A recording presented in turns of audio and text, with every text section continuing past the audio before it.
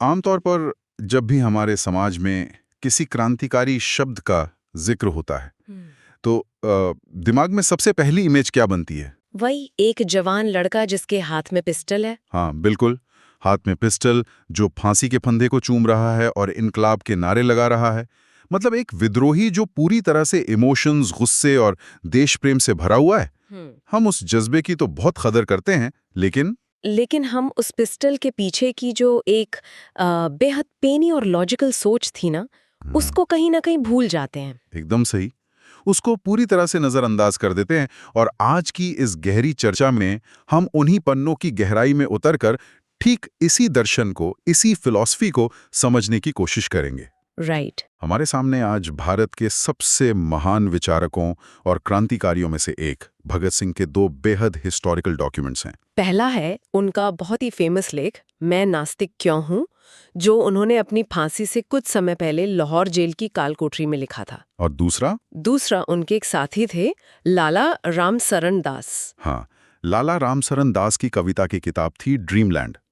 उसकी भूमिका यानी प्रीफेस जो भगत सिंह ने लिखा था। इन दोनों डॉक्यूमेंट्स को जब हम एक साथ पढ़ते हैं तो जो तस्वीर उभरती है वो किसी सिर्फ भावुक विद्रोही की नहीं है। बिल्कुल नहीं, वो एक ऐसे इंसान की तस्वीर है जिसने पावर, सोसाइटी और खुद अपनी सबसे गहरी मान्यताओं को लॉजिक की कसौटी पर कसने का साहस किया था।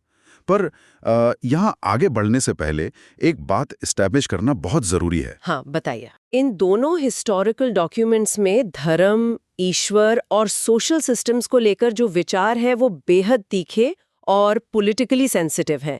तो हमारा मिशन यहाँ ये तय करना बिल्कुल नहीं है कि वो यूनिवर्स के बनने या ईश्वर के होने के बारे में सही थे या गलत। सही बात है, हम किसी की साइड नहीं ले रहे हैं। एग्जैक्टली हम सिर्फ और सिर्फ उस इंटेलेक्चुअल प्रोसेस और हिस्टोरिकल कॉन्टेक्स्ट को समझना चाहते हैं जिससे गुजरकर एक युवा ने ऐसे हार्श कंक्लूजन्स निकाले। हम उनके विचारों को बस वैसे ही रिपोर्ट कर रहे हैं जैसे उन्होंने लिखा था, ताकि उस क्लैरिटी ऑफ थॉट को समझा जा सके। सही मायने में ये डीप डाइव इसलिए है ताकि हम समझ सकें कि कैसे अंधविश्वास को तोड़कर ही एक नए समाज की नींव रखी जा सकती है। तो इस लेख मैं नास्तिक क्यों हूं का जो बैकग्राउंड है वो बड़ा इंटरेस्टिंग है। बड़ा अनयूजुअल है ना? हाँ, इसकी शुरुआत किसी बड़ी फिलॉसफी वाले सवाल से नहीं होती। इसकी शुरुआत एक पर्सनल आरोप से होती है। मतलब उनके कुछ दोस्तों ने उन पर यह इल्जाम लगाया था कि दिल्ली असेंबली बॉम्ब केस और लाहौर कॉन्स्पिरेसी केस के बाद उन्हें जो इतनी बड़ी पॉपुलैरिटी मिली, जो उनका स्टेटस बन गया था उस वक्त, राइट, उस पॉपुलैरिटी ने उनके अंदर एक तरह का वैनिटी यानी अहंकार पैदा कर दिया है। और उनके दोस्तों को लगा कि उसी घमंड में आकर वो अब ईश्वर को भी नकारने लगे हैं। देखिए इस आरोप का जो साइकोलॉजिकल एंगल है ना, वो बहुत डीप है। जब कोई इंसान अचानक सोसाइटी के बनाए हुए रूल्स या बिलीव्स को मानने से इनकार कर देता है तो सोसाइटी के लिए ये डाइजेस्ट करना बड़ा मुश्किल होता है कि इसने पढ़ाई करके ये डिसीजन लिया होगा। सोसाइटी को लगता है बस एटीट्यूड आ गया है। वही तो, सोसाइटी इसे अहंकार का नाम देकर इजीली डिसमिस कर देती है। उनके दोस्तों को भी यही लगा कि रातों रात मिली शोहरत से उनका दिमाग ठिकाने पे नहीं रहा और इसीलिए अब वो उस ईश्वर के आगे भी सर नहीं झुकाना चाहते जिसे पूरी दुनिया मानती है। अगर हम इसको एक एग्जाम्पल से सोचें, मान लीजिए एक बच्चा बड़ा हो रहा है, उसका फिजिकल और मेंटल डेवलपमेंट हो रहा है और अब उसके बचपन के कपड़े उसे फिट नहीं आ रहे हैं। अगर वो उन पुराने कपड़ों को पहनने से मना कर दे तो हम ये थोड़ी ना कहेंगे कि वो घमंडी हो गया है। हाँ, उसका साइज बदल गया है सिंपली। एग्जैक्टली। जब कोई नई किताबें पढ़ता है, अलग अलग फिलॉसफीज को समझता है तो उसकी पुरानी मान्यताएं नेचुरली छोटी पड़ने लगती हैं।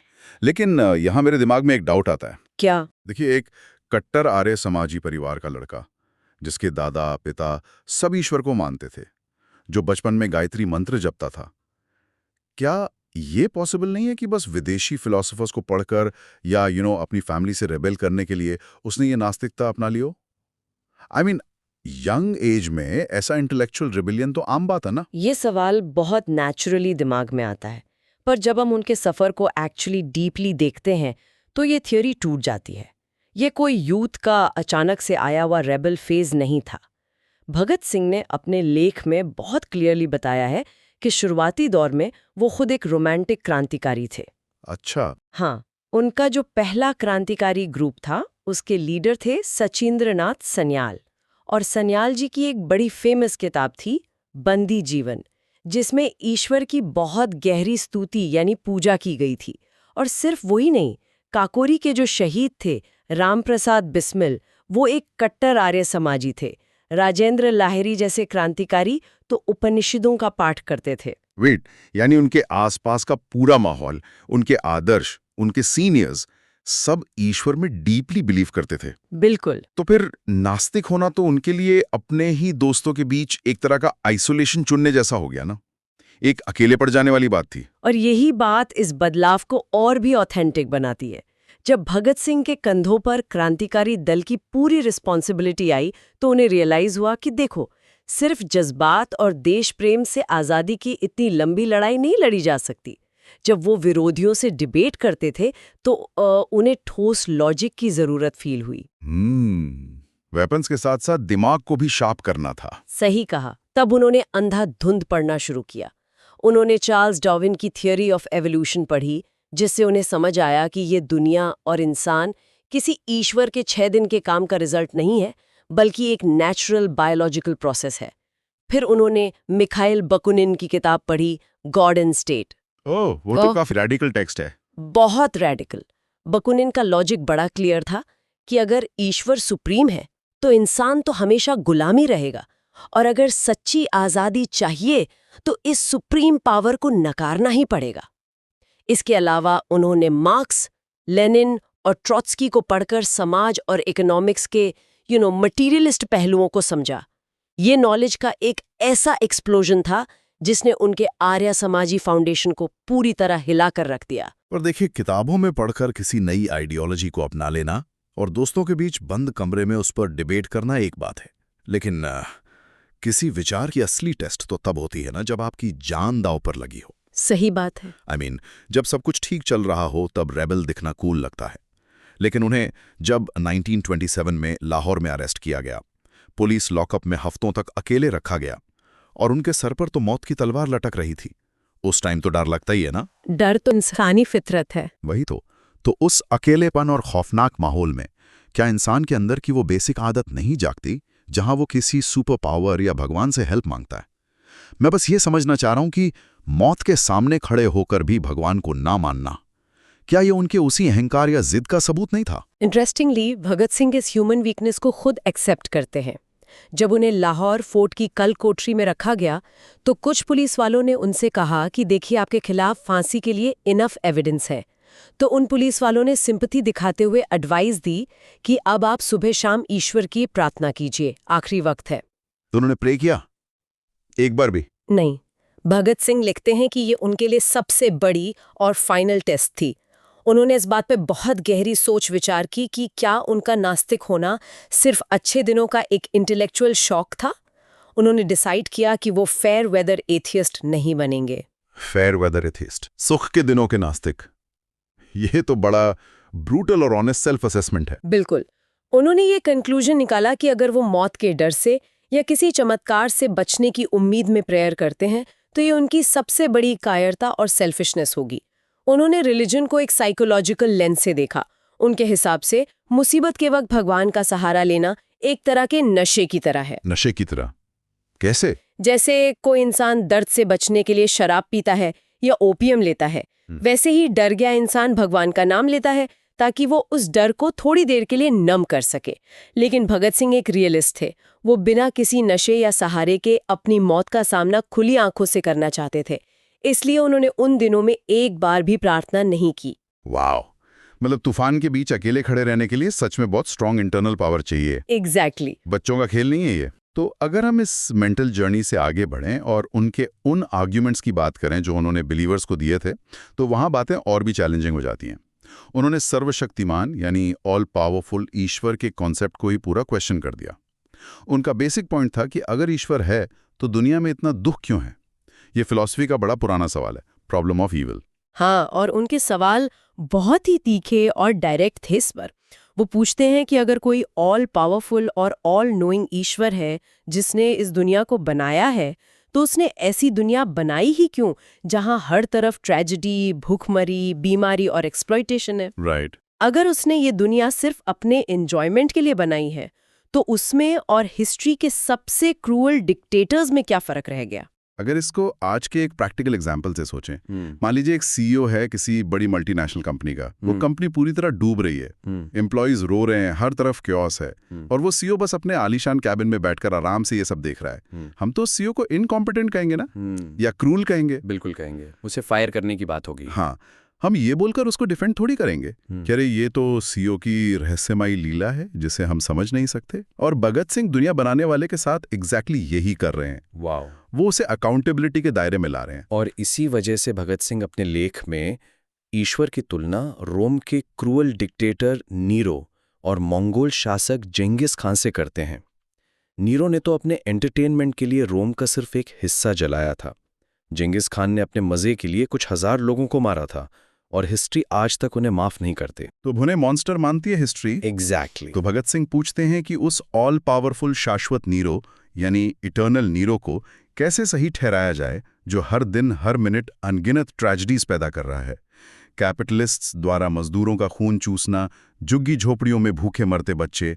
अगर भगवान ये सब देख रहा है और उसके पास इसे रोकने की पावर है और फिर भी वो कुछ नहीं कर रहा, तो फिर उस पावर के खिलाफ भी रिवोल्ट करना चाहिए। हाँ बिल्कुल, वैसे ही जैसे ब्रिटिश पावर के खिलाफ किया जा रहा था। लेकिन देखिए, यहां मैं एक पुशबैक देना चाहूंगा। इंडियन फिलॉसफी का एक बहुत डीप कॉन्सेप्ट है कर्मा का सिद्धांत। जो लोग भगवान को मानते हैं, उनका आर्ग्यूमेंट होता है कि ईश्वर क्रूअल नहीं है, बल्कि लोग अपने ही पिछले जन्मों के पापों की सजा भुगत रहे हैं। कर्मा का प्रिंसिपल बेसिकली सोसाइटी में एक कॉस्मिक जस्टिस सिस्टम बनाता है ताकि लोग बुरे काम करने से डरें। तो क्या भगत सिंह को ये डर नहीं था कि इस प्रिंसिपल को रिजेक्ट करने से सोसाइटी का मॉरल कंपास ही टूट जाएगा? देखिए, भगत सिंह ने इस कर्मा थ्योरी का सिर्फ फिलॉसफिकली नहीं बल्कि एक सोसाइटियोलॉजिस्ट की तरह डीपली खंडन किया।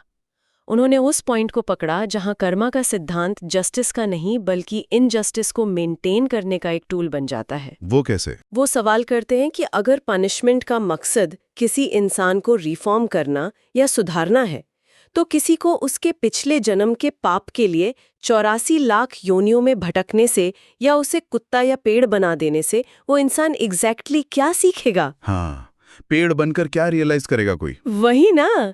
क्या सोसाइटी में कोई ये सोचकर अच्छे काम करता है कि ओह, मैं पिछले जन्म में गधा था इसलिए अब मुझे डिसेंट इंसान बनना चाहिए?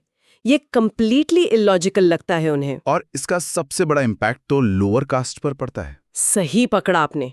भगत सिंह पॉइंट आउट करते हैं कि इस दुनिया में सबसे बड़ा पाप पॉवर्टी है, गरीबी है।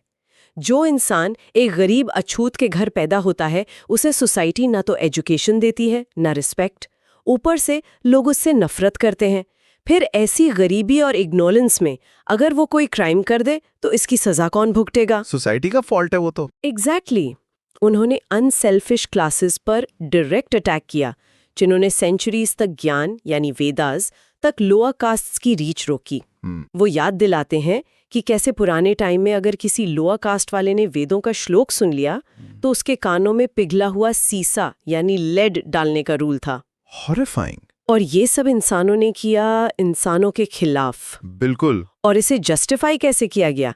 पिछले जन्म के कर्मों का बहाना देकर। ये सच में दिमाग हिला देने वाला एनालिसिस है। वो एसेंशियली ये कह रहे हैं कि कर्मा की पूरी थ्योरी ताकतवर लोगों का एक वेपन थी, जिसका मेन पर्पस ये था कि ऑप्रेस्ड लोग कभी अपने करंट हालत पर सवाल ना उठाएं, वो कभी राइट्स ना मांगे, बस यही सोचते रहें कि ये तो हमारी ही पिछली गलती का नतीजा है, रिबेलियन को पैदा होने से पहले ही मार दो।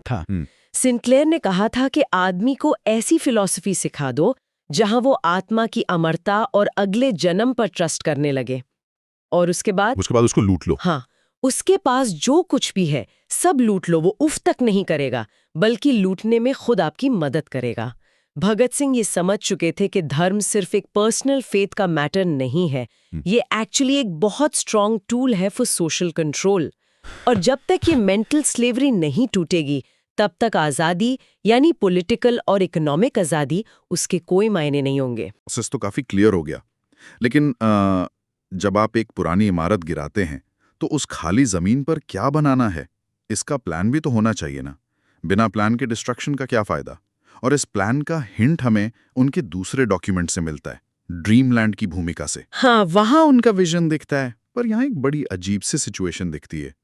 लाला रामसरण दास उनके क्लोज साथी थे, उनके सीनियर थे। अब सोचिए, आप अपने दोस्त की किताब का प्रीफेस लिख रहे हैं, जो कि एक रिस्पेक्ट की बात होती है, और उसी प्रीफेस में आप उसी किताब को क्रिटिसाइज भी कर रहे हैं। आई मीन, क्या ये थोड़ा रूड नहीं है? क्या किसी की किताब को इंट्रोड्यूस करते हुए उसकी कमियां निकालना उन्हें इतना रिजिड बनाता है कि वो दोस्ती की खातिर थोड़ा कॉम्प्रोमाइज नहीं कर सकते थे? देखिए, इसे रूड नहीं कहना चाहिए, बल्कि ये उनकी एक्सट्रीम इंटेलेक्चुअल ऑनेस्टी का सबूत है। भगत सिंह के लिए सच और क्लैरिटी ऑफ थॉट किसी भी फॉर्म ऑफ पोलाइटनेस या पर्सनल दोस्ती से कहीं ऊपर थी। लाला रामसरण दास गदर पार्टी के एक बहुत पुराने और रिस्पेक्टेड क्रांतिकारी थे, जो उम्र कैद की सजा काट रहे थे।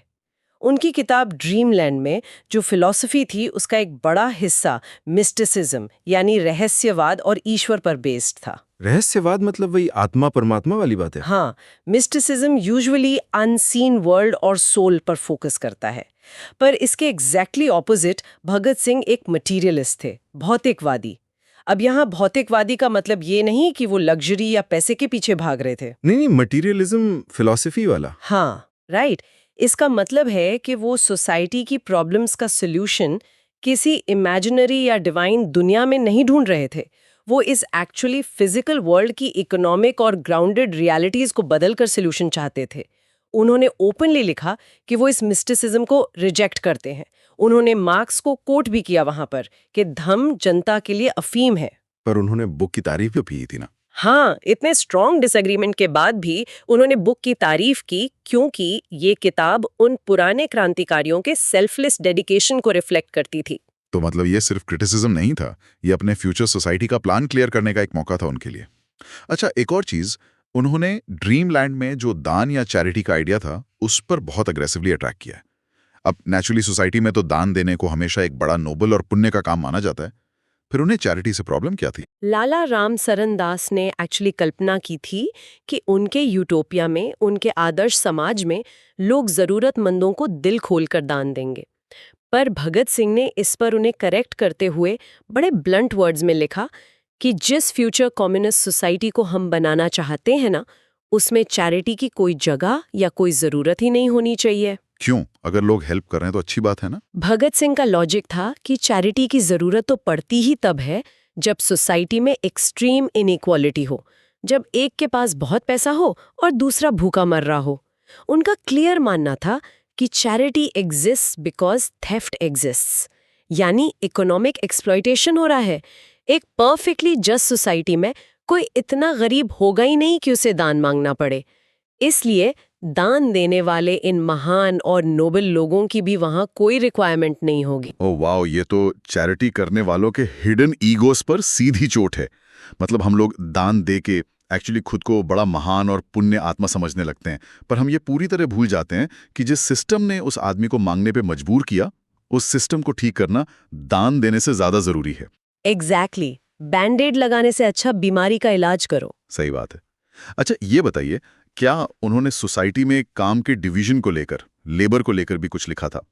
क्योंकि आज का जो कॉर्पोरेट स्ट्रक्चर है, जहां एक एसी कैबिन में बैठने वाले मैनेजर की वैल्यू फैक्ट्री में या फील्ड पे पसीना बहाने वाले वर्कर से हमेशा ऊपर मानी जाती है, वहां उनका व्यू क्या था? इस मुद्दे पर उनके व्यूज अपने टाइम से लिटरली डेकेड्स आगे थे। वो एक ऐसी सोसाइटी इमेजिन करते थे जहां मेंटल लेबर यानी दिमागी मेहनत करने वालों और मैनुअल लेबर यानी फिजिकल मेहनत करने वालों को एब्सोल्युटली इक्वल स्टेटस और रिस्पेक्ट मिले। पर ये प्रैक्टिकल कैसे होगा? उन्होंने बहुत प्रैक्टिकली इसे एक्सप्लेन भी किया। वो लिखते हैं कि देखिए, आप एक साइंटिस्ट से ये एक्सपेक्ट नहीं कर सकते कि वो अचानक अपना रिसर्च छोड़ दे और रोज 4 घंटे खेत में जाकर कस्सी चलाए, या एक कैप्टन अपना जहाज समुंदर के बीच में छोड़ दे। हर काम की अपनी इम्पोर्टेंट प्लेस है। फर्क बस इतना होगा एक सोशलिस्ट सोसाइटी में कि एसी में बैठकर दिमाग लगाने वाले को खेत में काम करने वाले से सुपीरियर या महान नहीं माना जाएगा। और शायद इनकम इनइक्वालिटी भी नहीं होगी। बिल्कुल ऐसा नहीं होगा कि एक आदमी लग्जरी कार्स में घूमे और दूसरा आदमी ठीक से 2 वक्त की रोटी भी ना खा पाए। ये तो आज के वक्त में और भी ज्यादा रेलेवेंट लग रहा है। इसके साथ ही उन्होंने जस्टिस सिस्टम पर भी बहुत आई ओपनिंग पॉइंट रखा था।